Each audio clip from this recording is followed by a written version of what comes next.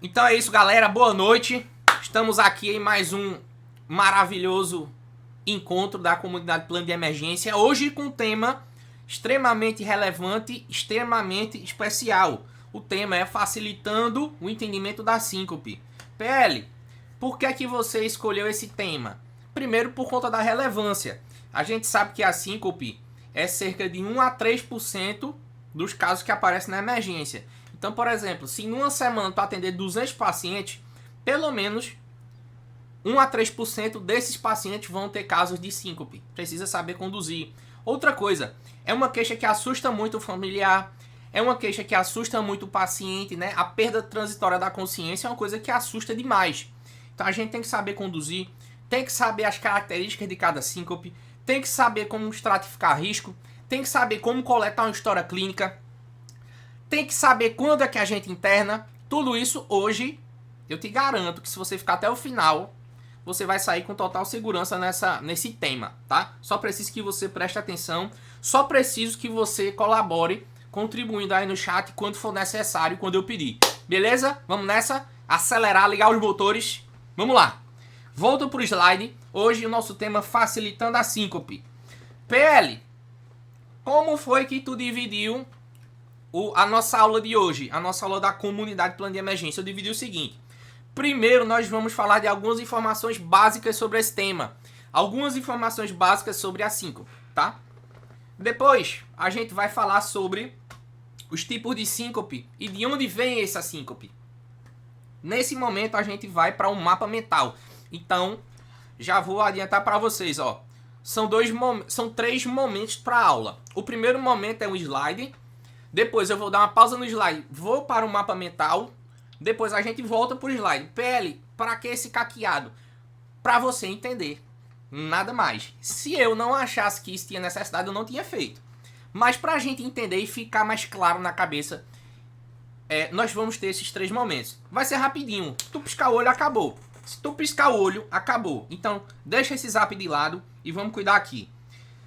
Depois do mapa mental, eu vou te ensinar como tu vai coletar uma boa anamnese desse paciente. Quais são as perguntas que a gente não pode deixar passar.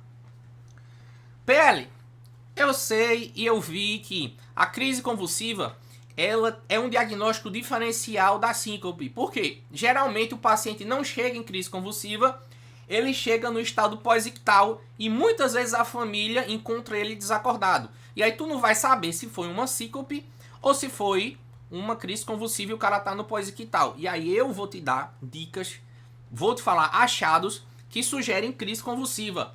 Na anamnese, na tua história clínica, tu tem que pegar isso daí para se apoiar nessa história clínica, dar um diagnóstico sindrômico correto. Fora isso, galera, fora essa parte desses achados, vou te mostrar e te falar um pouco de eletrocardiograma na síncope. Os eletros mais associados à síncope e que colocam o maior risco no paciente. E quem é que a gente vai internar de fato. Porque assim, a decisão de internamento ela é uma decisão que sempre mexe com a cabeça do médico. É uma decisão que sempre te deixa uma pulga atrás da orelha. Eita, será se eu interno esse paciente? Será se eu mando para casa? Eu mandando para casa precisa de algum cuidado especial? Então, isso é o que a gente vai falar hoje, tá? Então, apertem os cintos aí. Bel, Ariane, Jonathan, Carlos, João, Matheus e Renan. Agora a gente começa de fato, tá? Vamos lá, olha pro slide. Agora a gente acelera. Galera, isso é o que a gente vai abordar. Então, de informações básicas, eu já te adiantei o seguinte. Tu tá na emergência, pode ter certeza que vai chegar a caso de síncope. Tenha plena certeza. Os casos de síncope correspondem a cerca de 1 a 3% de todas as queixas no departamento de emergência. Se a gente fosse parar para analisar em termos de números, eu vi um estudo interessante que a incidência, de uma maneira geral, é 6,2 por cada 1.000 pacientes, ou seja, é muito. E estatisticamente, olha que dado interessante, quase 1/3 das pessoas vão apresentar pelo menos um episódio durante a vida. Ou seja, quantas pessoas tem aqui? Contando comigo, 9, não é isso? Na verdade, eu e mais 6, 7 pessoas. 1/3 de nós vai apresentar um episódio de síncope na vida, tá certo? E vou adiantar. Eu mesmo já tive um episódio de pré-síncope, não tive síncope total. Provavelmente você que está assistindo, alguém que está assistindo agora, já teve um episódio de síncope relacionado a algumas situações que a gente vai comentar. Mas veja que relevância importante aí desse tema. Mas já vou te adiantar uma coisa. Síncope é um diagnóstico que pra gente fechar, nós temos que ter 3 características, tá certo? 3 características. Tem que ter as 3. Se não tiver as 3 juntas, não é síncope. Beleza? Presta atenção, ó. Se não tiver as 3, não é síncope. PL, quais são as 3 características de uma síncope? Que tem que ter as 3 para ser síncope. As 3 características da síncope são: primeiro, perda da consciência, tá? O paciente não pode lembrar de nada. Ele não pode lembrar do que aconteceu no episódio da síncope. Porque se ele lembra, não é síncope. É pré-síncope. Ou lipotímia. Tá? Se ele lembra, é pré-síncope ou lipotímia. Beleza? Ok. Para ser síncope, além de ter a perda da consciência, precisa também ter o retorno espontâneo. Porque, por exemplo, se o paciente tem uma parada cardíaca e a gente comprime e ele volta, isso não é um retorno espontâneo, porque a gente comprimiu, a gente fez massagem. Não é verdade? Então o retorno ele é espontâneo. Você não faz nada, o paciente volta. E tem que ter ausência de tônus. O paciente ele não pode cair ou desmaiar com enrijecimento muscular. Porque ou pode ser uma pré-síncope, se tiver esse tônus muscular, ou pode ser a tão temida crise convulsiva. Se o paciente perde a consciência, mas está com tônus, pode ser crise convulsiva, não é verdade? Ou seja, se ele não tem ausência de tônus, se ele tem tônus, pode ser crise convulsiva, não é assim? Né? Beleza? Então, tem que ter essas 3 características.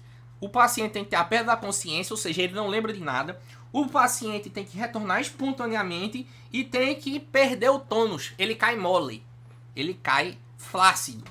Então, juntando as 3 características, a gente define a síncope. Beleza, turma?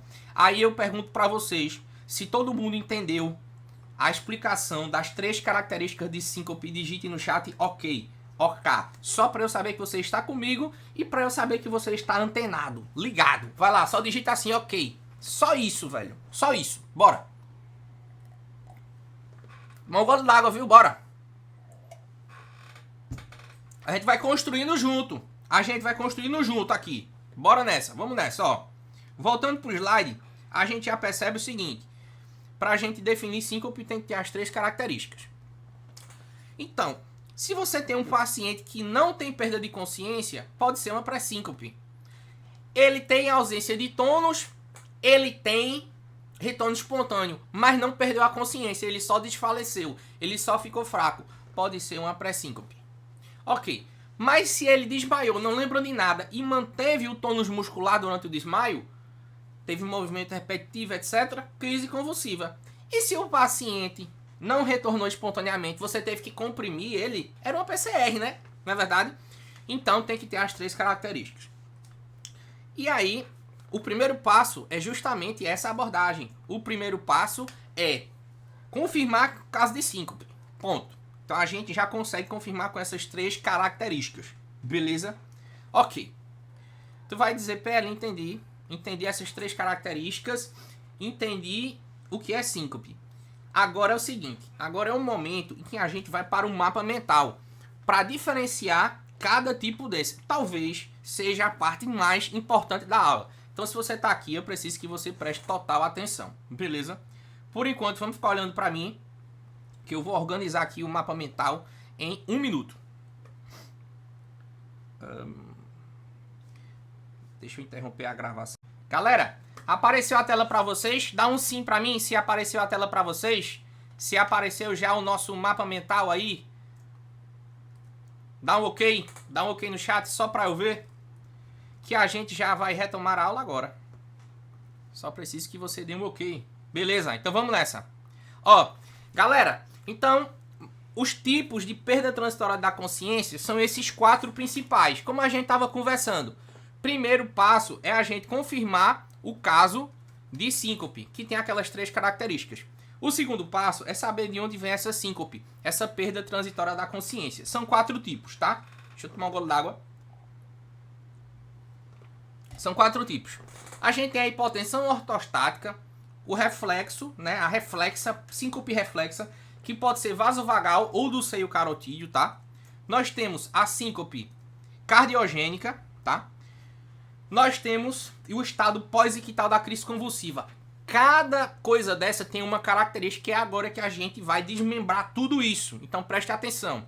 PL, a síncope reflexa ou vasovagal, quais são as características dela? As principais características da síncope reflexa, da perda transitória de consciência do tipo reflexa, tanto ela vasovagal quanto do seu carotídeo, é o seguinte: existem gatilhos clássicos, como por exemplo, dor, paciente muito tempo em pé, ou seja, ortostatismo prolongado, paciente que vai coletar sangue, desmaia, muito calor, ou então toma um susto. Tem até vídeo na internet que a turma coloca naquele TikTok, aquelas coisas, que o pessoal toma um susto e apaga. Então, estresse, muito estresse, depois de exercício físico, às vezes até apertando o colarinho de gravata, comprimindo o seu carotídeo ou fazendo a barba, o cara apaga.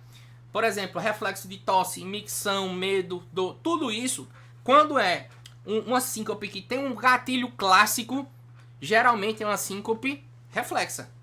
E geralmente essa síncope vem acompanhada de pródromos, galera, de pródromos. Ou seja, o cara vai sentindo que vai passando mal. Ele não passa mal do nada.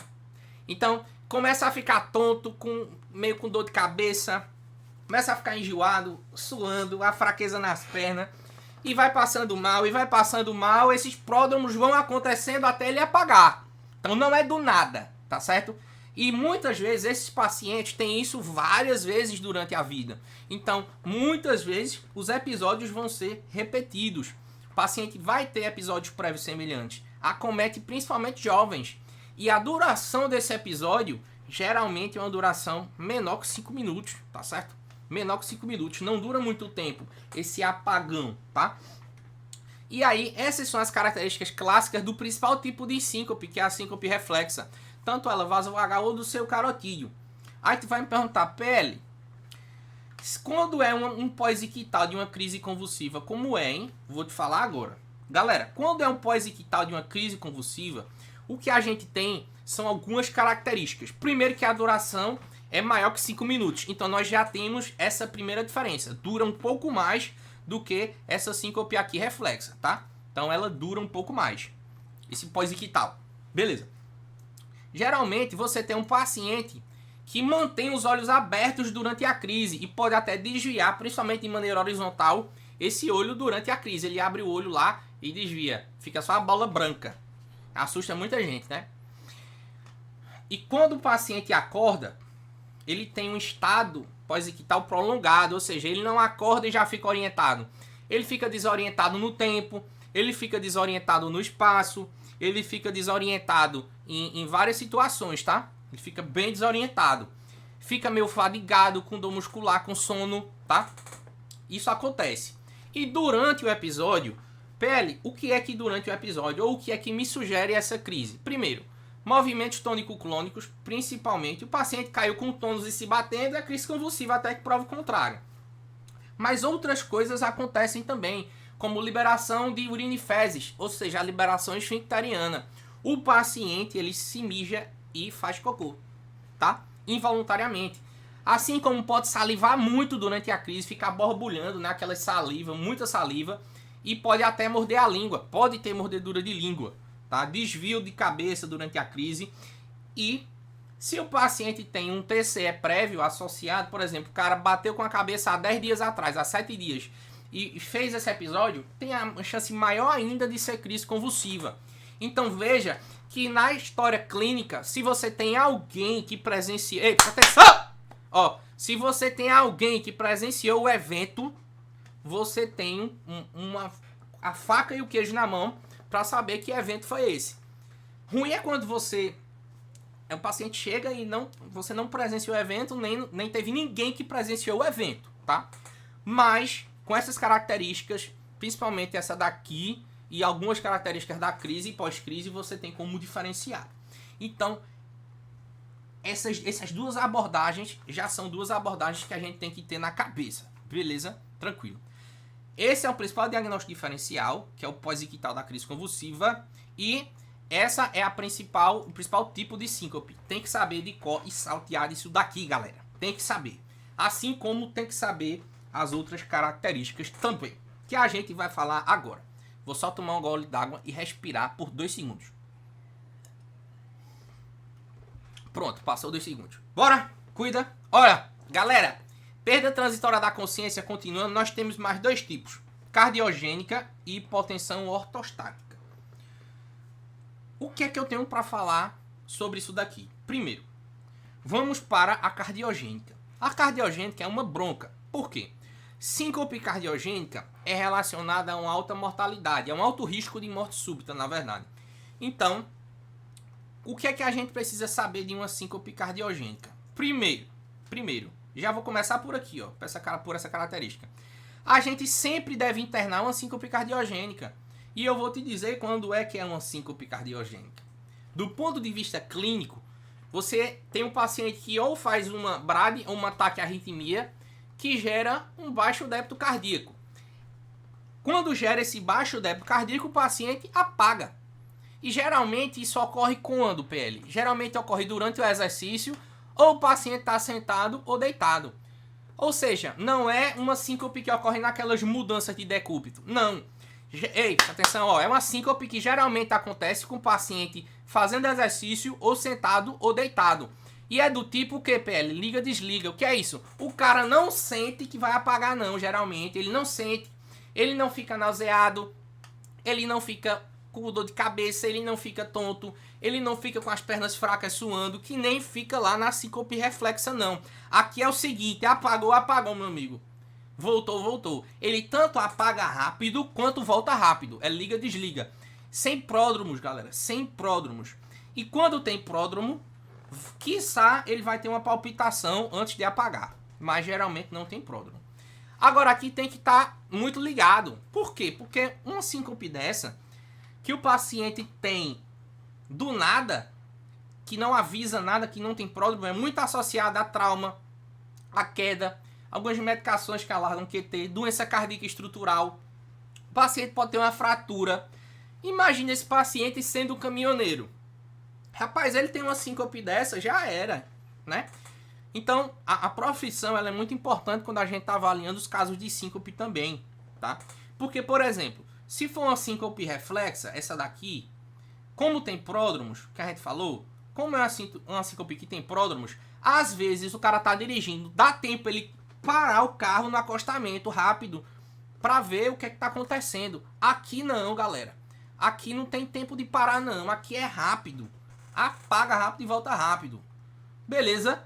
E imagino que todos vocês também já tenham ouvido falar da hipotensão ortostática, que é um tipo de síncope relacionada a mudanças de decúbito ou mudanças de posição. E quando é que a gente diz que é hipotensão ortostática? A gente diz dessa maneira. A gente diz que geralmente é uma tontura quando a gente se levanta. Ou está deitado e fica sentado em pé, ou está sentado e se levanta. Então é uma tontura, um mal-estar quando você se levanta. Por quê? Você tem uma queda da resistência vascular periférica quando você está em pé, quando você se levanta. Do ponto de vista clínico, presta atenção, ó, do ponto de vista clínico, eu defino que o cara tem hipotensão ortostática quando, PL? Quando o cidadão tem uma diferença de mais de 20 milímetros na sistólica ou mais de 10 milímetros na diastólica quando ele fica em pé. Então você afere a PA dele deitado, dá um valor. Ok. Coloca o paciente em pé por 2 a 5 minutos e afere de novo essa pressão. Se essa pressão tiver menor na sistólica ou na diastólica, menor que 20, ou a diferença, né, maior que 20 na sistólica ou maior que 10 na diastólica, você diz que o paciente tem hipotensão ortostática. Ou se é um paciente que mantém sistólica menor que 90 sempre com sintomas de baixo débito. Esse tipo de síncope, galera, acontece muito depois das refeições. Aquele almoção do domingo que o tio enche o bucho, fica com aquele bucho desse tamanho, parecendo um ascite, de tanto pirão e galinha que ele comeu. Depois que ele levanta, passa mal. Aí vai pro hospital, vai lá pro plantão, aí tá os alunos lá do plano de emergência. Aí tá o tio lá, você começa a perguntar a ele, poxa, eu comi demais, e aí, quando eu me levantei, eu passei mal. Ou seja, muito indicativo de hipotensão ortostática. E aqui, galera, a gente tem que ficar ligado, porque algumas medicações predispõem, em algumas condições também predispõem esse tipo de síncope. Vasodilatadores, alfa-bloqueador lá, para o paciente que tem problema prostático, beta-bloque, bloqueador do canal de cálcio, a hipovolemia lá do paciente idoso que bebe pouca água, que já fica desidratado, e alguns tipos de infecção. Talvez você já tenha pego no plantão alguns pacientes que desmaia quando fica doente, desmaia quando tem gripe, desmaia quando tem dengue, desmaia. Entendeu? Esse limiar, né, ele realmente acontece nas infecções. Então, galera, esse era um mapa mental que eu queria falar com vocês, que é a nossa segunda parte da aula, e agora a gente já vai voltar para a terceira parte para fechar. Então veja como é rápido. Eu já te dei as características e agora a gente vai para o fight. A gente vai conduzir de fato esse paciente. Vou te falar o que é que tu vai fazer. Me dá só 2 minutinhos, na verdade 1 minuto. 1 minuto que a gente vai voltar pro slide agora. Eita, deixa eu voltar, galera, que não tava gravando. Rapidão. Ó, então, galera, aqui a gente já entendeu os tipos de síncope. Tem a reflexa, tem a hipotensão ortostática, tem a cardiogênica e tem o diagnóstico diferencial, que é o pós-ictal da crise convulsiva. Beleza. Entendido isso, vamos para uma das partes mais importantes, que é como você vai fazer uma boa anamnese do paciente com síncope. Primeiro ponto é: alguém presenciou esse evento? Sim ou não? Se sim, chame essa pessoa para dar as informações junto de você e do paciente. Porque, às vezes, ela não sabe o que dizer, você não sabe o que perguntar, né? Então vai ficar um estudo que duplo cego. Não seja integrante desse estudo duplo cego. Você está aqui na aula para não ser mais um médico qualquer. Você está aqui para ser diferenciado. E eu estou te ensinando como é que você vai ser. Chama a pessoa que presenciou o evento para estar do teu lado. Aborda o paciente e faz a pergunta 2. Perdeu a consciência? O senhor lembra do que aconteceu? Se ele não lembrar nada, beleza, é síncope. Teoricamente é síncope. Aí você vai perguntar para a pessoa que presenciou o evento: fulano, quando ele caiu ou quando ele desmaiou, ele caiu duro, se batendo rígido, ou ele caiu mole, molenga? Mas ele caiu molenga. Beleza. E voltou sem a senhora fazer nada, voltou sem eu fazer nada. Então a gente tem as 3 características da síncope: a perda da consciência, a ausência de tônus e o retorno espontâneo. Beleza. E aí você, nessas 3 primeiras perguntas, já consegue caracterizar bem que é síncope. Daqui para baixo, a gente tem outras situações, que são o quê? Vamos lá. Primeiro, percebeu que estava passando mal, ou você desmaiou sem sentir? O que é que você estava fazendo quando desmaiou? Talvez essas 2 perguntas sejam as mais importantes depois desse primeiro passo. Por quê? Aqui é onde você vai identificar os gatilhos da síncope. Se for uma reflexa, vai ter um gatilho bem claro, ou pelo menos quando você pergunta, faz alguns questionamentos sobre aquilo do mapa mental que eu já falei, você vai conseguir desmistificar. E pergunta o que é que o paciente estava fazendo quando desmaiou. Porque às vezes isso não é tão claro para ele, mas para você tem que ser. O que é que o senhor estava fazendo quando desmaiou? Olha, doutor, quando eu desmaiei... Ei, presta atenção! Quando eu desmaiei, eu estava no supermercado, tava um calor demais, tava da fila, um abafado. Ou seja, claramente você tem um gatilho. Então, essas 5 primeiras perguntas já dá para praticamente tu matar o diagnóstico. Mas você é diferenciado. Você tem muito mais coisa para perguntar. Olha aqui, ó. Quanto tempo durou esse evento? Você vai perguntar para a pessoa que presenciou o evento. Porque se durou mais que 5 minutos, te sugere uma crise convulsiva. Se durou menos que 5 minutos, te sugere uma síncope reflexa. Então você precisa saber quanto tempo durou o evento. Assim como você precisa saber quando o paciente acordou, se ele demorou muito para recuperar a consciência ou se ele ficou muito tempo desorientado.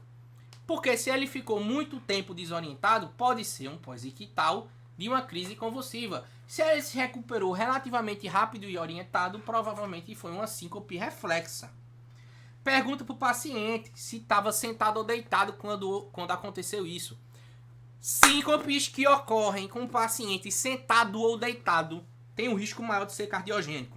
Beleza? Mordeu a língua, estava salivando muito, liberou urinofezes, porque se isso aconteceu, sugere crise convulsiva, galera. Crise convulsiva.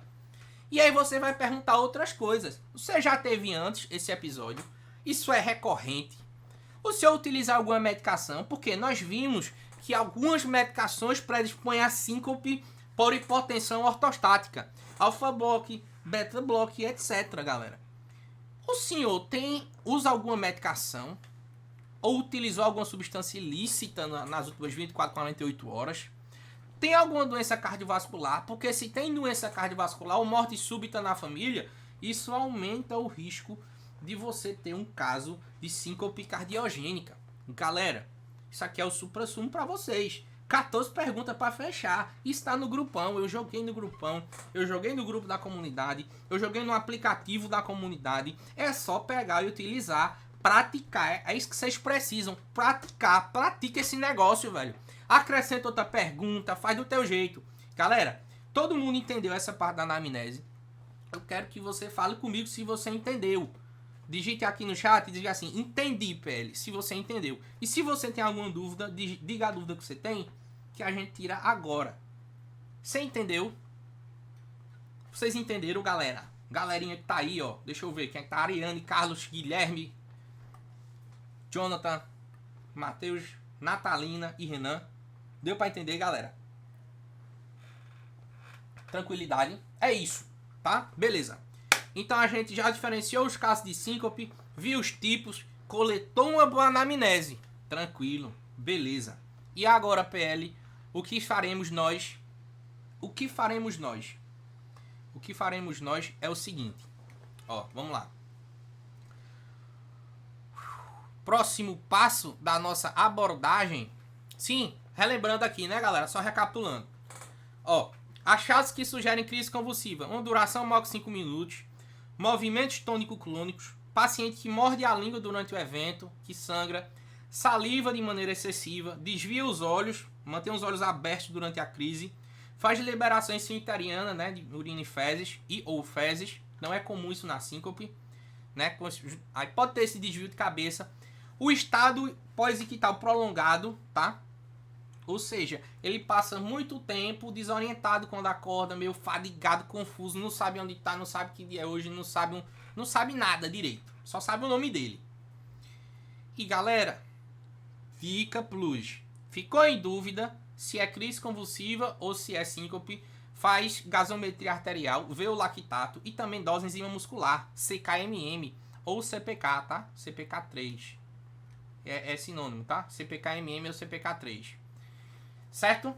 Então, é uma dica. Se aumentar a CPK e o lactato, tende a ser crise convulsiva, tá? Só pra gente recapitular essa parte aí, que é extremamente importante. E aí você está com essa cara agora, nesse momento. PL, eu tô entendendo tudo. Tudo que tu tá explicando aí, eu tô entendendo. Agora, PL, que exame eu peço pra esse paciente? Aí eu vou perguntar pra vocês aí, que vocês estão aí, ó. Vocês que estão aí. Que exame eu peço pra esse paciente? Que exame eu não posso deixar de pedir? São 2 exames clássicos que eu não posso deixar de pedir. Vai, digita no chat aí. Ei, digita no chat. Quais são os 2 exames que eu não posso deixar de pedir? Em qualquer caso de rebaixamento de consciência, de síncope, de tontura, de não sei o que. Quais são os 2 exames? Bora lá, galera que tá assistindo. Guilherme já disse um, ó. Matheus, ECG. Clássico. ECG tem que ter. E qual outro? Eu quero ver quem vai acertar o outro. Bora. A Ariane acertou. HGT. É isso aí, velho. É a causa mais idiota de rebaixamento de consciência é a hipoglicemia, não é não? Rapaz, é uma coisa simples que o pessoal esquece. Rebaixou consciência, monitorização, oximetria, PA, frequência cardíaca, eletro e HGT sempre. Sempre. Beleza. Isso aí, Ariane. Não esquecer disso. Muito bem, parabéns. Então, galera, vocês já falaram. Não foi nem eu que falei, foi vocês que falaram. Para depois não dizer, ah, não, PL, tu deu spoiler. Não, Vocês disseram, eletro e HGT, essencial, né? Essencial. Então, aí a gente precisa entender qual o papel do eletro na síncope. O papel do eletro na síncope é simples. Quando a gente sabe e entende que causa cardiogênica tem alto risco de morte súbita, de efeito adverso, se é um paciente que tem uma alteração de eletro, dependendo dessa alteração, você vai internar o paciente por conta desse alto risco de morte súbita, por conta de ser uma provável síncope cardiogênica. E aí tu vai perguntar, Pele, quais são os achados que caracteristicamente mais se relacionam com a morte súbita, mais se relacionam com síncope cardiogênica? Aí eu vou te dizer agora, tá? Mas uma coisa interessante de vocês perguntarem, isso eu citei lá no mapa mental também, é se quando o cara desmaiou, se teve palpitação antes. Por exemplo, ele estava aqui, teve palpitação antes de desmaiar, porque se sim, pode te indicar uma síncope cardiogênica. Mas, vamos lá. Quais são os principais achados do ponto de vista... Eita, deixa eu voltar aqui. Do ponto de vista de eletro, os principais achados que sugerem que pode ser a causa da síncope, que explica a síncope. Bloqueio atrioventricular do segundo grau tipo 2, tá? BAVT, que é a dissociação total de onda P e QRS. Alguns bradicardias sinusais, mas com frequência cardíaca menor que 40. Pausa sinusal grande, maior que 3 segundos. Taquicardia ventricular e paciente que tem muita extrasístole. Vamos dar uma olhada em alguns eletros aqui, agora. Vamos lá. Olha esse eletro que está na tua frente. Eu vou até tirar meu rosto daqui, ó. Olha esse eletro que está na tua frente. Galera, o que é que está acontecendo aqui? Primeiro passo de interpretar o eletro é a identificação. Depois o tamanho, padrão da torre, né? Identificação. Depois o padrão da torre, né? 10 milímetros aqui, tá ok? Torrezinha com 10 quadradinhos, tamanho padrão. 10 milímetros por milivolt. E a velocidade, que aqui não tem, mas que o normal é 25 milímetros de papel por segundo. 25 por segundo. Checadas as três primeiras coisas, vamos partir para a análise do eletro. É um ritmo regular, né? Você vê que o intervalo RR regular aqui. Com onda P, sim, a gente tem onda P, não é verdade? Se eu der um zoom aqui, você vai ver, ó. Onda P. Então aqui a gente tem onda P. Então é um ritmo regular sinusal. Qual é a frequência cardíaca? 1, 2, 3, 4, 5. Em um eletro horizontal, nós temos 10 segundos de eletro, tá? Então, se em 10 segundos esse cidadão teve 5 batimentos, isso vezes 5 vezes 6, né? Para dar 1 minuto, dá 30, né?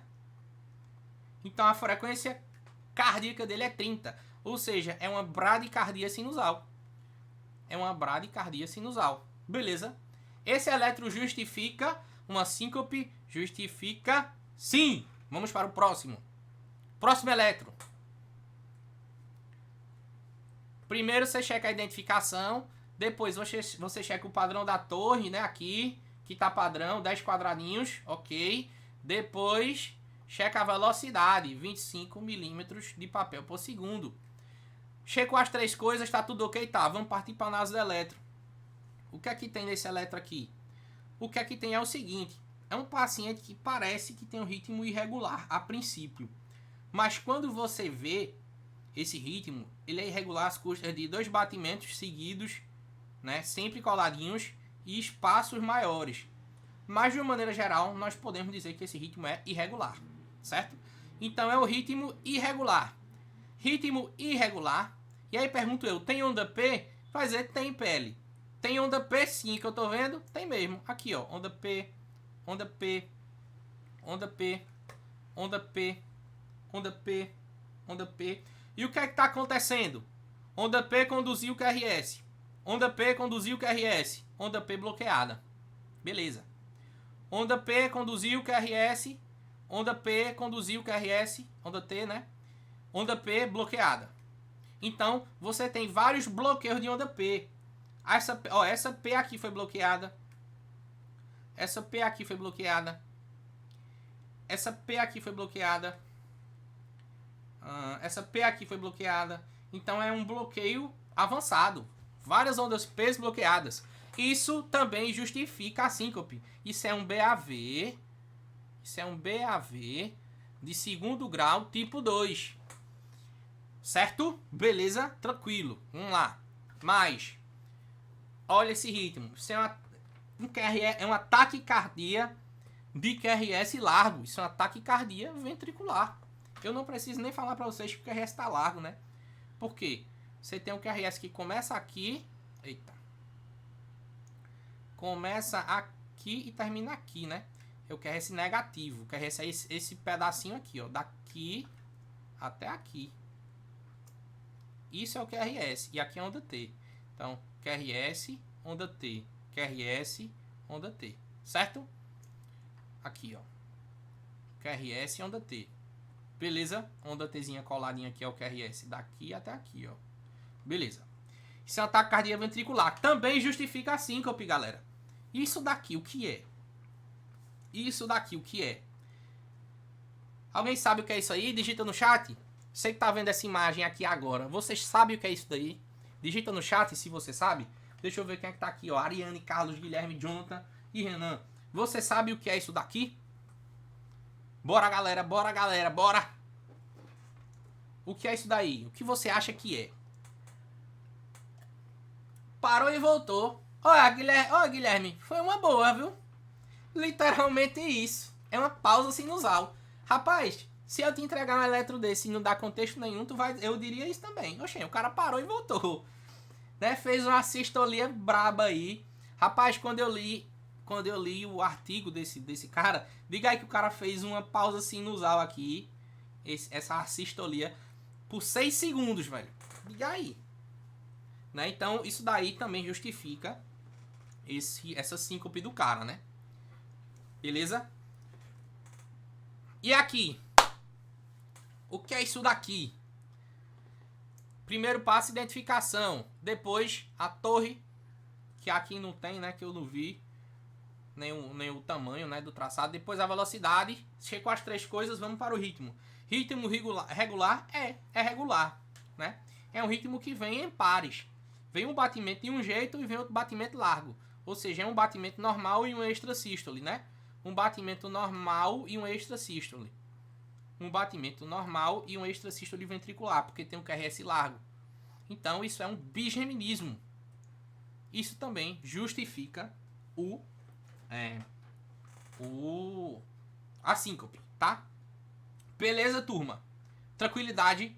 Vamos para a última parte da aula agora, tá? Deixa eu reaparecer para vocês aqui no cantinho. Reapareci. Ó, vamos para a última parte da aula agora.